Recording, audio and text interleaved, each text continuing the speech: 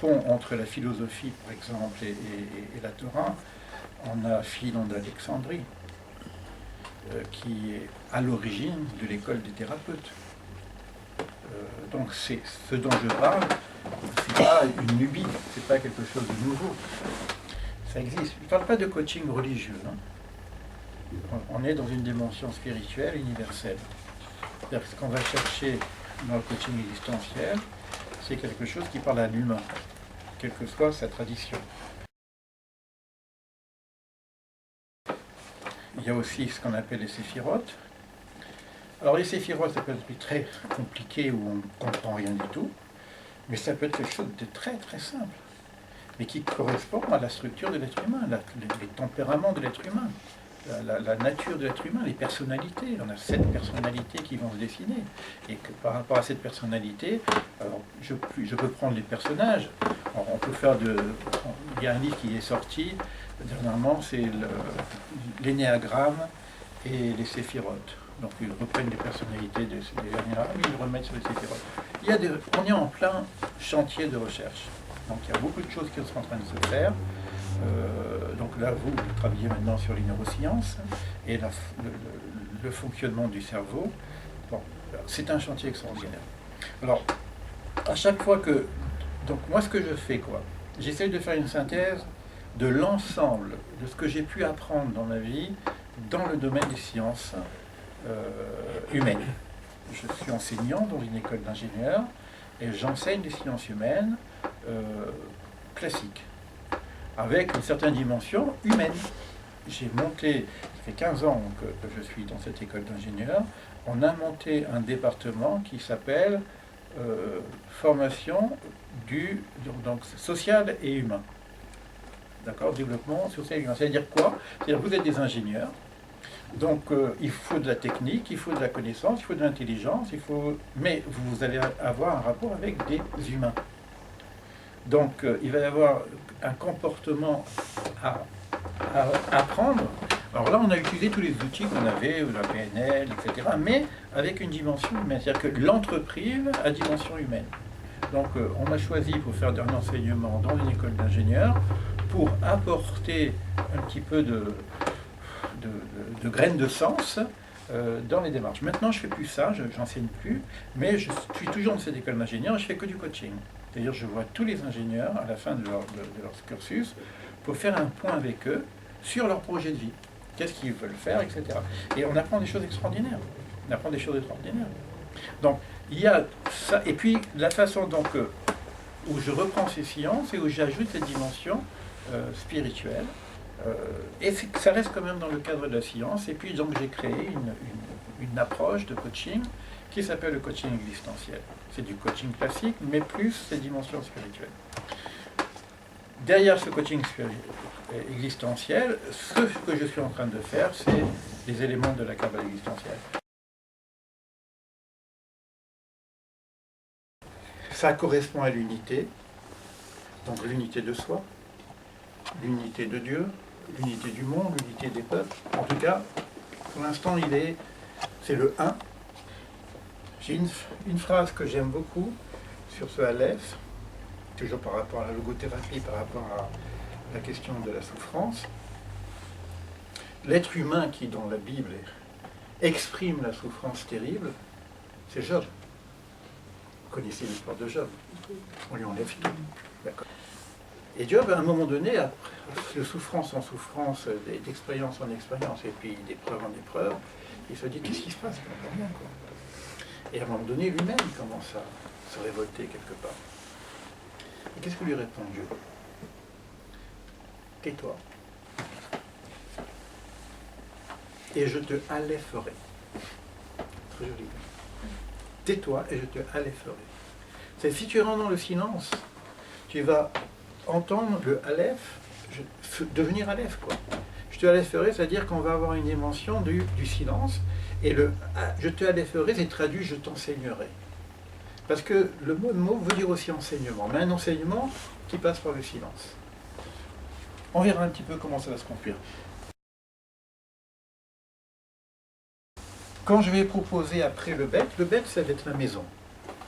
La maison, Je vous ai dit qu'on restera pendant un certain temps sur le bête. Alors le bête, c'est la maison. La maison, c'est quoi? C'est la demeure, c'est l'environnement, c'est où je vis. C'est faire le point de ma vie. C'est enlever les encombrants. Sinon, c'est trop lourd. C'est regarder si les tuyaux marchent bien. S'il n'y a pas d'eau, ben, ça marche parce que peut-être il y a un tuyau qui est bouché. Il faut aller voir le plombier. Il faut voir si l'électricité marche bien parce que la lumière ne passe pas. C'est toujours la même chose. Et c'est pareil au niveau spirituel. L'idée de la maison, du nettoyage de la maison, ça veut dire construis-moi un temple et je résiderai en toi. C'est-à-dire que c'est nous la maison, c'est nous le temple. Donc il faut que ce temple il soit nettoyé des écorces. Et c'est ces écorces-là qui fait que le courant ne passe pas. Donc il y a un nettoyage à faire. Donc là, utiliser la symbolique hébraïque pour ce travail sur soi, pour faire un bilan, et pour aller au fond, comme on fait à Pessah, avec une bougie, dans les petits coins, s'il n'y a pas encore des encombrants, ou alors des choses qui gonflent, parce que le Hametz, c'est des choses qui gonflent en nous et qui nous font gonfler. Donc le travail de cette maison, c'est faire en sorte qu'il y ait de la lumière dans la maison. Donc il y a un travail à faire chez soi, mais en même temps physique. Je dirais que peut-être qu'on a des encombrants, c'est qu'il y a des objets qui ne servent plus à rien, etc. Donc il y a un vrai nettoyage d'un côté spirituel et d'un côté physique. Il y a toujours les deux parties. D'accord? Donc il y a une dimension d'humilité et de travail sur soi qui va se faire avec ces deux lettres. C'est pour ça que je vais rester à peu près dans le programme que j'ai, c'est à peu près toutes les vacances, tranquille, pour essayer de travailler sur ces deux éléments. Ici, tout en sachant que je laisse se construire progressivement.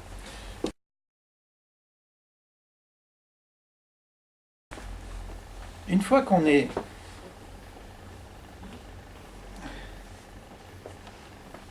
Vous voyez que le bec, il est ouvert de ce côté-là. Hein. Une fois que je suis bien assis dans ma maison, dans ma tranquillité, etc., je vais entendre une voix qui va me dire « Lech lecha ». Et quitte tout ça. Quitte la maison de ton père, quitte le pays d'où tu viens. C'est-à-dire que d'un côté, on se construit, et à un moment donné, on nous demande de lâcher tout. C'est le lâcher-prise total. Pour aller où? Abraham, où il va dans le désert, dans un pays que je t'indiquerai. On ne sait pas où on va. Quand vous rentrez dans les démarches spirituelles, vous ne savez pas où vous allez. Parce que la finalité, on ne la connaît pas. Le but, c'est l'infini, donc on n'a pas un accès direct. Quitte la maison de ton père, quitte la maison de ta mère. Je n'ai pas dit quitte la maison de ta femme. Hein. Le problème, c'est que si tu n'as pas quitté la maison de ta mère, tu vas chercher ta mère dans ta femme. Alors les gens qui ont un problème avec la femme disent c'est pas ma mère, mais que je n'ai pas quitté la maison de ma mère. Là, c'est le dépouillement.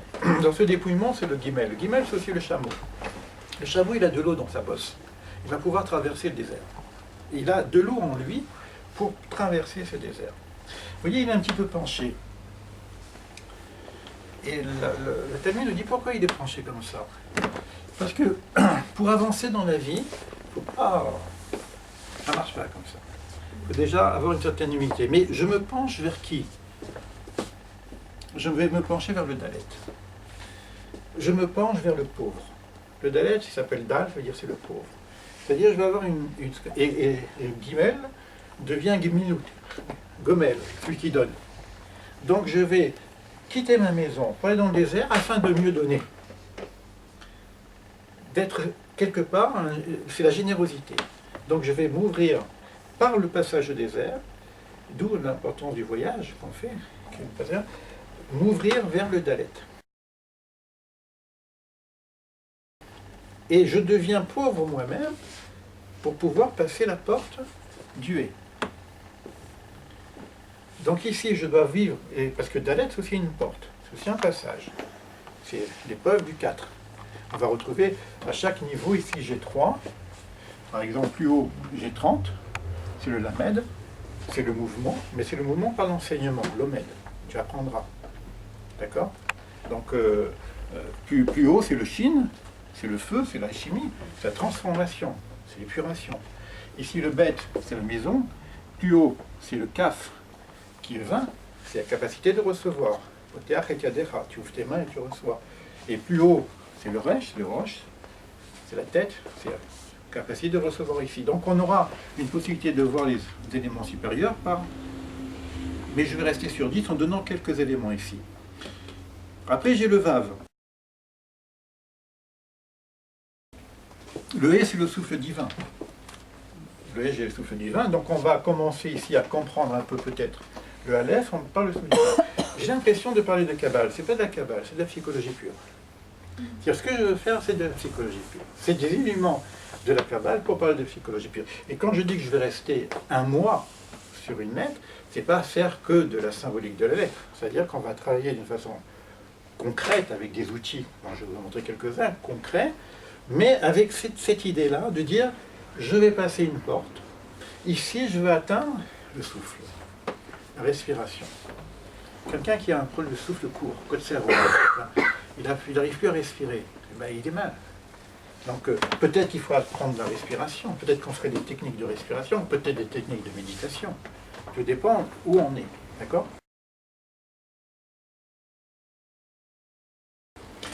Le vin, c'est une lettre extraordinaire.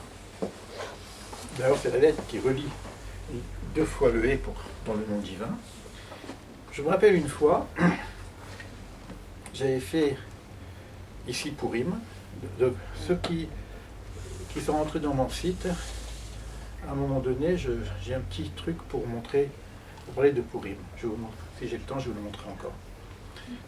Et bon, Purim, c'est une fête très particulière où on fait la fête, où on boit, où on essaie de trouver le cachet du cachet, etc. Et là, on se pose des grandes questions, des vraies questions à Purim. Et ce jour-là, j'avais aussi un cours sur les lettres, et c'était sur le Vav. Mais j'avais un petit peu bu. Et il paraît que le cours, je ne sais pas qui était à ce cours. C'était super. C'était super, vraiment super. Et les gens m'ont dit, mais Léo, pour le prochain cours, on peut t'amener du vin encore? Pourquoi il a été super ce cours? Parce que d'abord j'ai un support d'études, qui est un livre hébraïque, qui est les Otiotes de Rabbi Akiva, les lettres de Rabbi Akiva. C'est un midrash de Rabbi Akiva, qui est un livre extraordinaire sur les lettres. Alors, tu regarderas ce truc. Tu as toutes les lettres, il n'y a pas le Vav. Alors moi, je suis dit, bon, je suis un peu sous, j'ai quand même mon livre. Alors je regarde, et je vois pas de Vav. Pas de Vav. Mais pourquoi il n'y a pas de Vav? C'est comme si, parce que c'est une lettre un peu particulière. Hein. C'est une lettre qui fait en même temps voyelle.